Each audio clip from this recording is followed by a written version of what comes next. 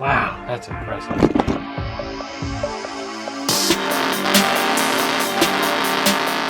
Alrighty, you guys, so what's going on? So today we're gonna work back with the Fox again and actually address the front end of this thing. So recently, what we did was the window trim on the sides here, and then I went ahead and cleaned out the paint for the most part. But you can see the paint's very thin, but the back half of the car isn't necessarily the issue. I mean, you can see the paint in it looks just fine. There isn't really anything wrong with it. But if you move to the front half of the car, we have the cowl, which is super messed up, the trim over here, the massive paint chips that go across this thing. The hood isn't even painted, it's just coincidentally this primer black, and then the front clip is just absolutely mangled. So the one thing I need to do drastically on this car to improve the way it looks is actually respray the front clip, and I could probably get away with just doing the bumper and the hood and parts of the cowl, and then just blend everything and just use a paint pen on stuff like this. But I'm not getting around chips like that. There's a ton of them over here that I'm definitely not getting around. No matter what I do, you're gonna see this. It's gonna look like a cow, and I'm not down to do that. So I think it'd be better off if I literally spray the entire front clip. So we'll pull the fenders, pull the bumper, pull the hood, spray it all off the car, put it back on, cut and buff it, wet sand it all, and try to get it as close to this mirror black that Sam and I had spent so many hours wet sanding and cutting and polishing to get it to look the way it does now. So what I'm gonna go ahead and do is head down to a local paint supply place that specializes in like custom colors and whatnot, and have them go ahead and paint match this car as close as I can. This car, however, is base coat, clear coat. I'm gonna try to do it with a single stage paint. It is just black, so really we're not trying to do some special metallic or crazy color. It's a gloss color, so between single stage and base coat, clear coat, you really shouldn't see much of a difference. There might be a slight depth difference, but other than that, it should be the same color. So that being said, we're gonna go ahead and hop in the Foxbody, head down there. She's gotta put air in their tire again because it has a huge nail in it. Nails really don't belong in the road, and they really don't belong in your tire. So I don't know why that was there.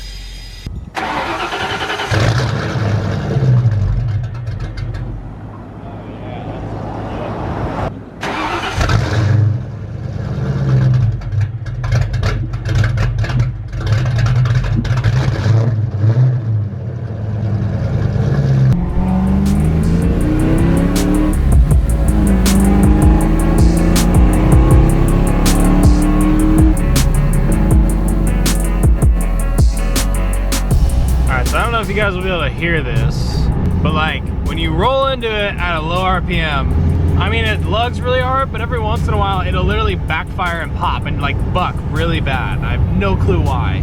It's not the first time it's done this either, which is how I know it's obviously an apparent issue. Like if I go, let's see if I can get it to do it. If I get like a pretty dang low RPM here, so I'm at like 1,000 RPM. No, of course it's not gonna do it when I have the camera out, but basically what it does is if I just barely roll on throttle, like at a lower RPM, like mostly it's coming around a corner, I'll kind of roll on throttle a little bit and it just starts to backfire. It's like pop, pop, pop, like out of nowhere, like through the intake and out the exhaust, and just starts running horribly, and then kind of takes a second to catch itself back up, and then it's fine. But before that, it's just running terribly, and I don't know why. But I think the bulk of the issue here is actually a valve adjustment issue. I think the valves are out of adjustment. I think it wouldn't be a bad idea to go ahead and pull the valve cover off and actually check them all, considering I have not since I've owned this car. They're just a positive soft rocker, but if you have ones that are too tight or too loose, then they can completely just run like crap. That's apparent with my F100, I noticed as well. So with this thing, we should probably try it. So I think what I'm gonna do is go get an upper intake gasket so I can go ahead and replace it while I'm there. And I think today, instead of working on the paint, I'm still on my way to go get the paint for this car. I think we're gonna go ahead and spend the day pulling the intake and adjusting the valves and trying to get it to run just a little bit better, because this thing should be a lot faster than what it is. Also, if you guys are curious, there's TJ Hunt's house, and there's this like racetrack thing that he's got in the backyard. But yeah, it's kind of casual. One day I drove by and I was like, wait a minute. Man, there's just all sorts of cool cars down here. There's a Pierce Arrow right there. I couldn't help but notice the stripe package Bronco just chilling right there. Damn, you don't not see those very often. That thing is nice too. And there it is. Oh, I hear Michael. You can hear that thing from a mile away. It's so loud. Tight fit there, bud. So I went to the paint shop and I had them do their little scanny thing on it to like see what paint it was and like color match it. Guess what color's on it? According to the scanner, Raven black. Toyota black. Somebody sprayed this thing with like gloss black from a Toyota. So that's the color. I literally have the sheet for it. Because normally this is supposed to be a like a UA is like the color code for like the factory Ford black on like every Ford ever, just like gloss black. And I was like, oh, I think it's just a UA. And he typed in the UA and the Toyota black was closer than the UA code for Ford. And I was like, oh, cool. So that means somebody in their backyard spray painted this thing with Toyota colors. Black. Dude, it's Toyota color, so it's gotta last forever, right? We're trying to get rid of all of these sanding scratches that are all over the car. So eventually I'll repaint the whole thing and all the paint chips. But I realized also I went to O'Reilly's to get I got some universal black to touch up some stuff. And then I got the paint pen. So now I can actually go around here and do all the little stupid chips all over the place. But hey, the trim looks good now. It's got trim. Oh, that's a push. Damn, look at that thing. Let's go fix this thing, maybe, finally. All right, just got the gasket we need, and I realized we're by CarMax, ironically enough. And I've actually had thoughts about bringing the Foxbody in to see what they would give me. I don't even think it'd be $5 grand, to be quite honest. But I think after we paint the front clip and it looks a little nicer, I think it'd be a funny video to actually bring it to CarMax. That's like an age-old thing, and it's totally outdated, but I would just think it'd be funny to see what they give me. So I think this is the only vehicle I own that they would actually consider buying. Maybe, I don't know the rules, but I think it'd be kind of funny to see what they give me for this thing. Alrighty, so here's what we went ahead and got. We went ahead and got some base coat, clear coat paint. It ran me, let's see, where is it? 175.24 right there. So just under 200 bucks gets me basically all the paint to do the front end of this thing. Ironically enough, it was actually, like I said, a Toyota paint color, at least what was on it. So that's what we matched it up with. So you can see we got a core right there, and we'll mix that 2-to-1 with a reducer, and that'll basically give us a half gallon to spray with. There is a gallon of clear because it was cheaper just to buy the gallon. Some mixing sticks, some filters, and we'll be good to go. But we're not gonna do that in this video because this thing, like I said, is running really funky. So what I wanna do is at least check the valves and kind of go through it, which kind of sucks because you have to pull the over intake to get these things off. But I do need to adjust the throttle body because it's sticking anyways. I have a very sticky pedal and it's really not cool. It makes me look like I don't know how to drive stick, and it's kind of annoying me too. So I'm gonna go ahead and pull the upper intake off. I got that gasket just in case this one's bad. Pull the throttle body off, pull the cold air off, and pull the valve cover. So we can get right to it.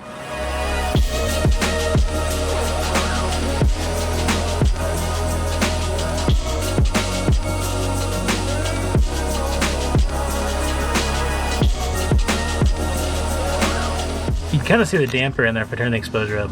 So these are actually some pretty gnarly springs. So someone at one point who rebuilt this engine, which I knew it was rebuilt because it has new freeze plugs in it, and the FL1A filter kind of gives it away too. It's definitely a nicer motor that I've seen in these Fox bodies. So that means it definitely has a camshaft, and that means somebody has gone in here and adjusted these, but I know this car is sat. So what I'm gonna do here is basically rotate the motor by hand. I'm gonna pull the other valve cover so I can do it on both sides at the same time.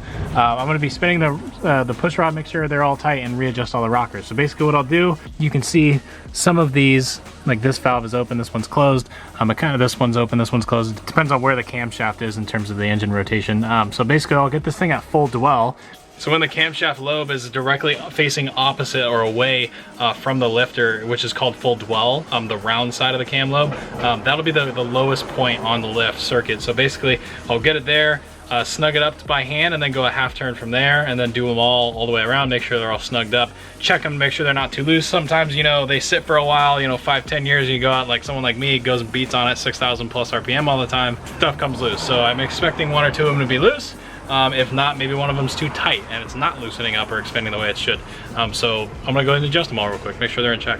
Okay, so here's what we're thinking. So I made a few phone calls, talked to a couple of buddies, and a couple of things that we came up with is it could very well be the valve stem seals. Now, even though they look nice and they're new, it doesn't mean that one of them couldn't have failed or something like that. That's very plausible. It's a plausible thing that could definitely be happening. I'm not saying that that's not what that is.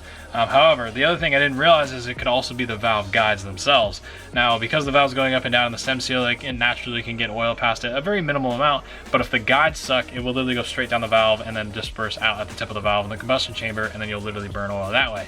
And because I'm doing it on decel, I know I can rev this thing all the way out to 6,000. The second I lift off the throttle is when you'll see the smoke. If I'm going down a hill and I downshift the engine brake, that's when you see all the smoke. So I know it's coming in through a vacuum, through the top end of the motor, through the valve train area.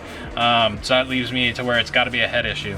I'm going to compression test the engine just to kind of double, like, reassure that fact. But naturally, I know it's either a guide, or a valve guide in the head, or it's a valve stem seal. One of those two is probably not happy. So I just don't think it's quite worth pulling the heads apart off the motor and machining them, or, you know, putting a different set of heads on to fix this. That's a lot. That's like an 8-hour job on this thing to do, and I just I don't know, it's not quite burning it bad enough to make me want to tear it all down, if that makes sense. I don't want to create this into more of a project than it needs to be.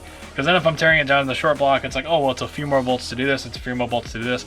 Next thing you know, the engine's out of it, sitting on a stand in my garage, and now my daily driver doesn't do daily driver things. So you guys know how that goes. I'm gonna kind of tinker with it a little bit more, see what I can come up with, and I'll give you guys a little bit of an update once I know more. But I might just say screw it and do some body work, because that will make me a little more happy. So what I'm doing now is I am installing a set of some roller rockers I've just had lying around. That's really the reason I'm using them. I figure if they're just sitting on a shelf, I may as well use them, and I have to adjust these anyways, so the only reason I shouldn't run them, or the only thing that changes me from running them, is quite literally unbolting and rebolting them on. So what I'm doing right now is setting the lash. So basically what I'm doing is I will cinch these down right to the point to where our push rod spins, but doesn't quite, like it's got tension on it. And then basically from there, I will go ahead and torque this thing to right around 20 foot-pounds. So I have this thing set at 20 right now. And if I go ahead and I start turning, there you're right there. So a little over a quarter turn, that one's fine. So now that guy's set, and I can move to my other one. I'll do the same thing for all 8 cylinders, and then we'll have roller rockers on it, because why not? It's already got big springs, big valves, or not big valves, but better springs, good stuff in it. Might as well have these in it to make everything work a little better. So yeah. All right, so I got the new rockers on. They're all adjusted up, look pretty good. Makes it automatically look like a race car. I mean, it's blue, so we gotta go fast. Those blue shiny parts, right? Like I said, had them sitting on a shelf forever, so I might as well use them. So those are on now. I'm gonna go ahead and throw my valve covers on. You can actually see I cleaned up the headers, so we have an equal length BBK on here if you were curious. Went ahead and I painted these up just because I was like, why not, you know? So threw this like gold paint, but it turned out to be like a rose gold, and I really kind of hate it, but I'm too lazy to actually change the color and drive 30 minutes to the nearest grocery store and actually get a different, that's not a grocery store. I'm too lazy to drive 35 minutes to go to the nearest Home Depot and get like an actual like correct yellowish gold, so I'm just gonna rock it for a little while. But yeah, looks good. I mean, it's got a cool metallic in it at least, so I'm gonna go and throw these on.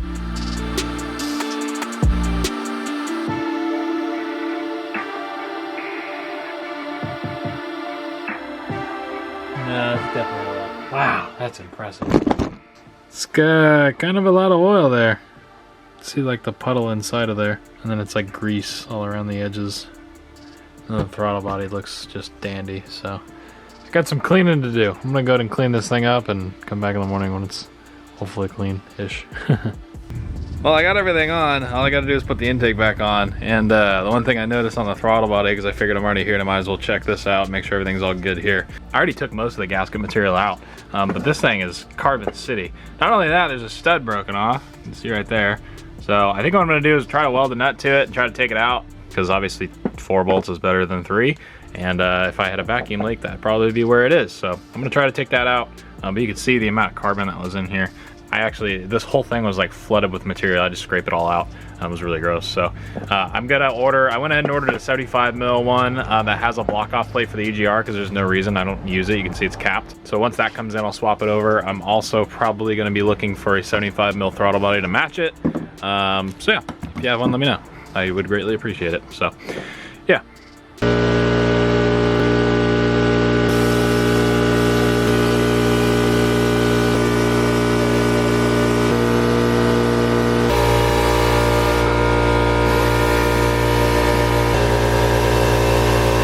Alright, so I got this broken bolt head welded, which is a little bit of a pain, but you can kind of see it's moving. I got it after I welded a nut on the back side, filled that thing completely. It's got a washer on the bottom of it, and I can move it. So we have movement. So I'm gonna go ahead and pull this thing back out. Got some PV blaster in there. I'm just kind of working it back and forth. I'm very worried I'm gonna break it, so just going little by little until I get it out, and then we'll be good to go.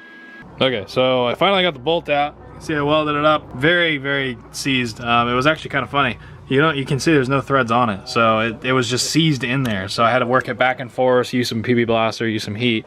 But these are the bolts that were in it. So you can see the shank is in the right size. The threads protrude, like they're short. You can see the shaft. Sorry, this camera sucks at focusing. But you guys can see it's too long. So what I need to do is get a shorter shank on this thing. I'm gonna go get new bolts for it, new hardware all the way around, and then I'll have 4 bolts and probably no vacuum leak. So I'm gonna go ahead and fix that.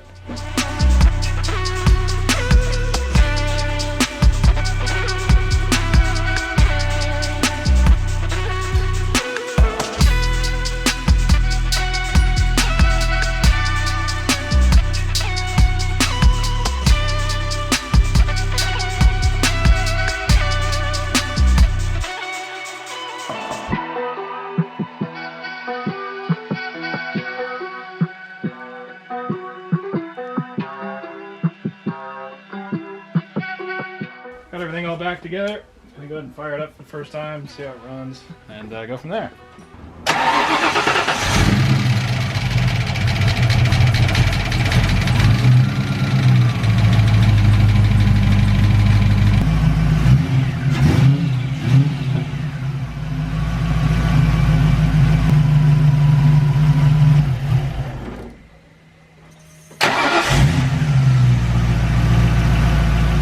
Alrighty guys, well there you go. I'd say it looks pretty good now that I got everything all buttoned up.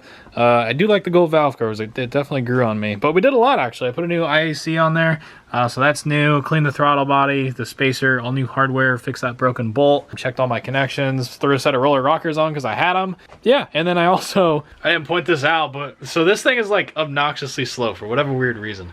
And normally when you set these cars, you pull out the PIP, you pull out the little pip connector on the front, and then you set it basically at 15 degrees or somewhere between 12 and 15 degrees, and then the computer takes over. However, when I went to go set it between 10 and 20 on the balancer, because there's no real mark for 15 on my balancer, I didn't realize that I had it set between 0 and 10. So I set it at 5 degrees, so I've been driving it around with 5 initial, which is why it's so slow. So I just put it at 15 and I drove it around, and this thing, I think I could hang with a Coyote, to be honest. It's pretty fast. It's a lot faster than it was. It's probably as quick as my truck because it weighs 700 pounds less, so that kind of evens out.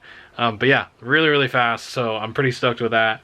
Like I said, I think the burning oil realistically is probably the valve guides on the heads, but it's not something that's worth tearing the whole motor down to fix. It's just one of those things you kind of just deal with it and throw oil in it when it needs it. I also noticed in the comments of the last video there's a rear sump. The car sits this high off the ground, so it's really hard for me to even see back there. So I didn't even notice that it did have a rear sump and a front sump. So there was a quart left in the back that I needed to change as well. So thank you guys that pointed that out. I felt really stupid seeing that, but it's all right. We all make mistakes, right? Nobody's perfect. But thank you guys that pointed that out. Leave a like on today's video if you did go on and enjoy it. Share it with a friend. Comment down below what you guys thought. And we're taking this thing to a Cars and Coffee tomorrow. It should be a pretty fun day. So with that being said, see you guys then. Bye, guys.